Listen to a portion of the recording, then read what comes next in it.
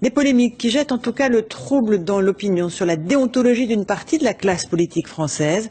Alors pour éviter les abus et les dérives, l'exemple à suivre est peut-être celui de la Norvège.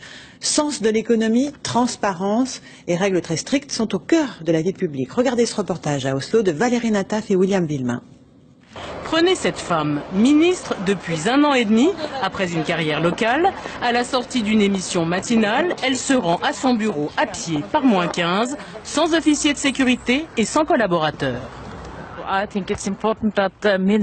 Il est important que les ministres soient des gens normaux, qui vivent des vies ordinaires. C'est comme ça qu'on est efficace, qu'on fait du bon travail pour nous administrer. Une journée de travail commence. La ministre nous fait visiter son bureau, mais aussi la petite pièce attenante. Quelquefois, je dois repasser des affaires. Personne ne le fait pour vous ? Non, qui devrait le faire? Et quand vient l'heure du déjeuner, c'est à la cafétéria du ministère qu'elle mange une salade, assise à quelques sièges de la femme qui nettoie les sols.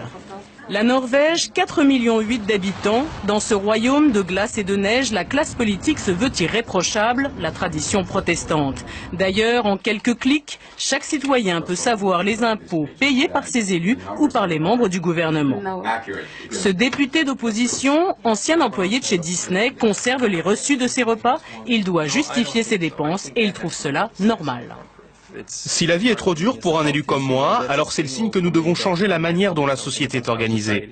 Je ne dois pas ignorer cette réalité en m'octroyant un privilège.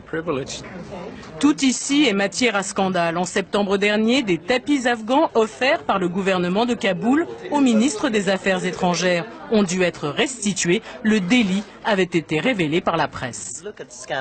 Quand on examine les scandales, les soi-disant scandales que nous avons révélés à la une de nos journaux, on voit bien qu'il ne se passe pas grand-chose en Norvège, en tout cas en matière de corruption. C'est la fin de la journée, 16h30 dans cet immeuble du gouvernement. La ministre nous reçoit dans son logement de fonction, 80 mètres carrés meublé sans luxe, le décor idéal pour une démocratie qui a fait le choix de la simplicité.